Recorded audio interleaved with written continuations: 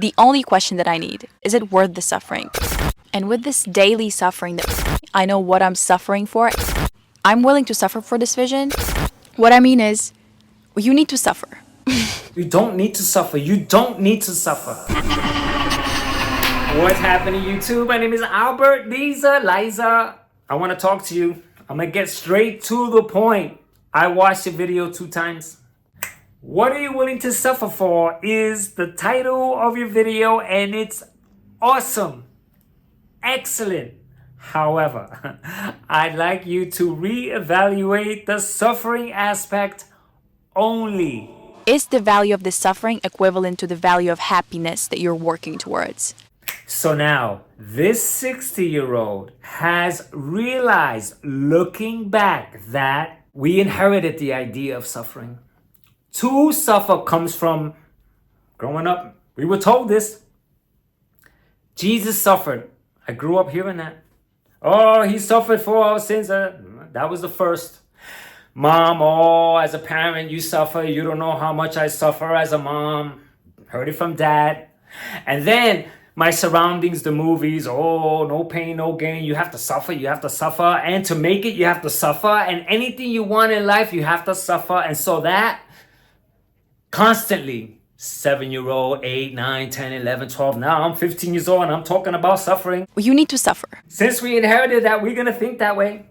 And so now we're going to face our life constantly thinking, I got to suffer. No, you don't. And with this daily suffering that we all go through, with this mental suffering, with this stream of thoughts, with this overwhelming amount of emotions and feelings and overthinking. Now you have to take a look at life. It's not freaking that complicated. I caught on that you love music. I did music professionally for 30 years. And so within my 30 years, guess what I did? I suffered, man, so much through it until I woke up.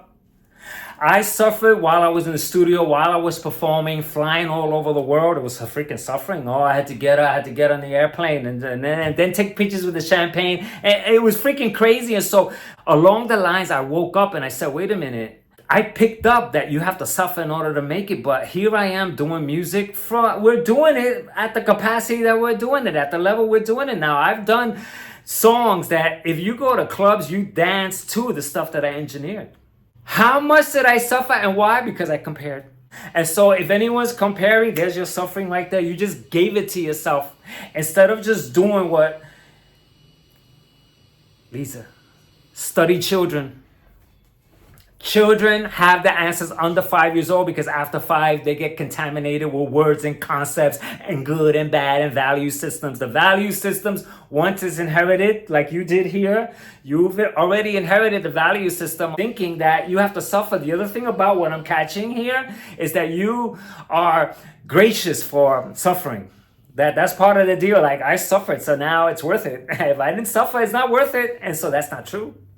We have a capability in us that's incredible. I know what I'm suffering for, and it doesn't mean that life is suffering, but suffering is a part of life. Right there, you see?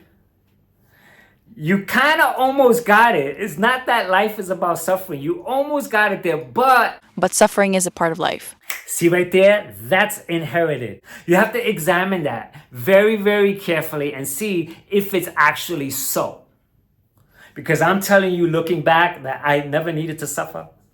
But I suffered because I was told to suffer. And because I was told to suffer, I thought suffering was a prerequisite for life.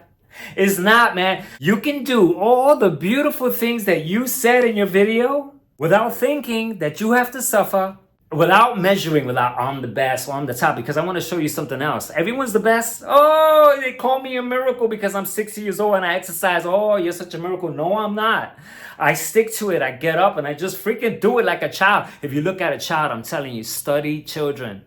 You're not going to find a child, oh no, it's Tuesday, oh my trainer, oh no, I can't run. The children naturally elect to take the freaking stairs, man. 6 flights up, man. I did that yesterday with children.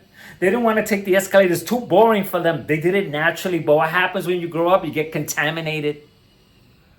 Oh no, I can't, I'm too old for that. And that's the contamination. Kids are not contaminated. You can learn a lot from them. You want to switch your message to tap into that younger self where you just ran and jumped and did things effortlessly. Because I see kids climbing up freaking walls, man, and they're not freaking, oh, I'm so emotional and suffering. No, you don't find that at all. Because they're not contaminated with the words that contaminated you, us, me at first, and now I'm out. The suffering and all that stuff, I freaking reevaluated all that stuff, and I got all that stuff out of my life. And so I work according to my capabilities, my efforts, and my drive. Suffering is mental. Suffering is not physical. It can be physical. That's why I don't really want to do a 40-minute staircase master thing, but I will do it because I know what I'm suffering for. Okay, you see right there, people think they have to suffer for exercising. That's why I said watch children. They're not suffering when a child could be sleeping and they wake up or they hear the carnival in the playground and they're ready. They're ready right there on the spot because they're not contaminated with, oh, I have to think about it. I have a long day ahead of me. No, none of that stuff is there. And so we lost that connection because they took it away from us, is what I'm trying to show you. We've been robbed. Because had we kept on from childhood, we would have been freaking doing everything. I told a famous singer, I'm not going to say who she is. She was confused, trying to find her freaking purpose. Should she dance? Should she sing? I told her do both. Why pick one? And you know why? Because we pick one because you pick one God and pick one president and one wife and one thing. But all that's not true. We pick a whole slew of presidents. This one every 4 years. Then the gods. The Indians have freaking thousands of gods. And you have the Christian God. You have that God. So it's not true. It won. And then, oh, you pick one love. No. Most of us have many freaking relationships and have multiple marriages, man. So all that stuff is not true. So you want to take a look at that and go, wait a minute. Liza, you like to journal. Look at where you said suffering, and see if it's actually so. See, did I really suffer? Did I have to suffer? And that's when the question, what are you willing to suffer for, comes back. Right there, if the question to suffering has to come in, then this means that you're in for it. This means that you have to feel the feelings of having to suffer in order to live this life, which doesn't have to contain any type of suffering. There's natural suffering. Someone dies, your dog dies, your freaking heart falls apart, or a breakup or stuff like that. That's the suffering, the absence of them. All that stuff is different. I'm talking about this subject where we freaking impose suffering upon us, because that's what I'm hearing here. You impose the suffering to go exercise, to go work, and that when you go out to work, which is supposed to be a delight, there has to be suffering in there. And if there's no suffering in there, then you didn't freaking put the best foot forward. I'm willing to suffer for this vision, and I'm willing to get up and count to 5 and get things done. No, okay, you count to 5 and get things done. Yeah, that's freaking awesome. Just get up and do it. But it doesn't have to be such a chore. Like, I swear, for years, I get up and I freaking just run. You told me run, I run right now. No problem. I can't run because the times that I did feel like I had to suffer was because I felt that I had to suffer. But like you said, that's why I like to make it physical for me with gym, with exercise, because in this suffering I find beauty. When you start running and you start exercising, at the end you feel great. So this means going in you suffered, coming out, it's gonna feel so great when I finish. So what's the problem there? That going in is suffering, but coming out is such a great feeling. And so this means that this suffering is produced, because if you don't have the suffering and you just go, okay, I'm going to get on the Stairmaster for 15 minutes, you may stay an hour because your body is calling the shots now. And once the adrenaline and all that stuff kicks in, dopamine, and you're freaking on fire, you can freaking stay there or end up doing other exercises or joining a class because you're in gear now without, oh, you have to suffer. I'm willing to suffer for this vision. I did exactly the same thing. I had to suffer. Oh, life is about suffering. People would ask me, oh, so tell me about life. Oh, it's about suffering. But I was repeating what I was told. Because I know that I'm willing to suffer for myself. I thought I had to suffer. I never suffered, but thought I did. So this is what I'm trying to convey. I know that there is no way that I can fail. You just took out the word fail and you just work to the level of your capabilities and your effort and your energy, then you do what you do. What's holding you back is the thought of that you have to suffer to do it and you have to suffer. I've been saying this a lot of times on this channel. You don't need no videos or books or authority figures or idols or anyone to tell you what to do. You can use them as tools. If you just sat with yourself with no stimulating objects or activities or mindsets or narratives or habits, That's it. This is why I made this video. Because that's where you catch it. You don't need any books. You don't need anyone to tell you what to do. No narratives. That's it. But you still are carrying it. You have to suffer. Right there, you nailed it. If you can connect that right there, that bit, with that suffering is produced, it's orchestrated, it's been inherited, you carried it, they told you it, and then now you freaking fell for it. Naturally, you fell for it. I fell for it. And now you want to say, whoa, wait a minute. The question now is new. Are you really in need to suffer for the things for life? Do you need to suffer over a relationship and cry and get a broken heart? Do you really, really have to, is the question. it's how you know if you love someone. Are you ready to sacrifice something for this person? That you call love, my heart, my companion, the one I'm going to be with forever, that I have to suffer over. You have to really think about this.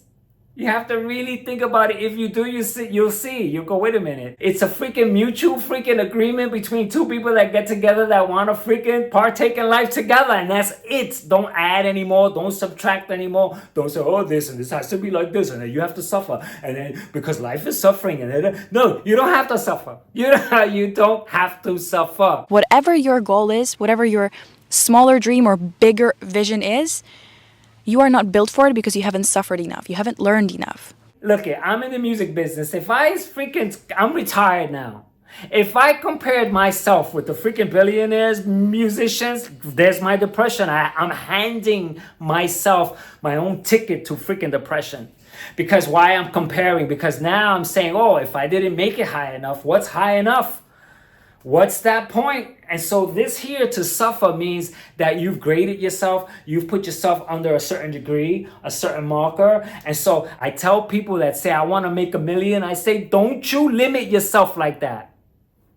Because your capabilities and what you're going to do can make you too naturally. We shouldn't reduce ourselves to a number, a degree within a cap. Like, okay, when I make $1 million, then I've made it in life. That is a really dumb way to see life. Because that's how nature works. You just will be guided out of it if you trust it and let go. If you stop resisting the flow, God will guide you. You got it again. There's a natural inclination in us, this innate thing that we possess naturally that can steer us if we get out the way. But if we're comparing, if we're dealing with a value system and we want to be like that person and we want to look like that person right there, we lost it. And so we can't do what you just said. And so when you add suffering into the midst of it and you make it seem that you must suffer in order to live life, you lost it. You lost it because this innate self doesn't understand that. And if you can catch that, your life will change instantly, I promise. Talking on the internet that all these people do is just here for you to realize that you can do the same thing, that you are no different. That's beautiful. Because your purpose is what will build your reality. And you don't know your purpose right now, which is a very beautiful moment. Okay, so Liza, right there about purpose, try to consider that purpose is no different than stages in life. A child, that's his purpose, to be a child and to play. And guess what?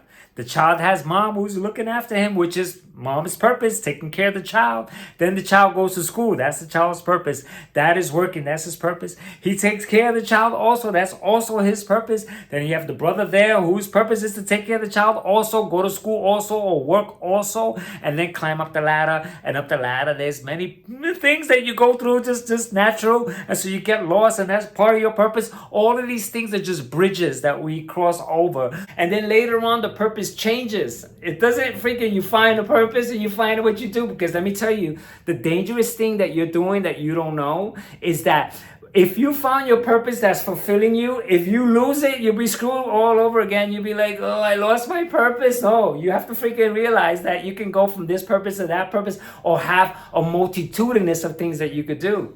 What I mean is, you need to suffer. You need to suffer to figure it out. You need to suffer to test things out. Those things that you're saying has been handed down to you. And you repeating them. When I was your age, I was doing the exact same thing. And this is why I'm talking to you. Because maybe you can say this 60-year-old, He woke me up with this freaking severe need to suffer, and I'm out of it now. And now I get up naturally, I exercise naturally, and I feel good naturally. And that resistance that I have towards exercising, I get it. It's because I'm not there yet. The freaking blood has not circulated to that point where I'm freaking moving and running, and I'm not there yet. And that's why I feel the resistance to not want to work out. But it's not that, I'm doing it because I need to suffer. I need to exercise because I need to suffer. You have to cut that out. I'm going to end it right here. You do not have to suffer.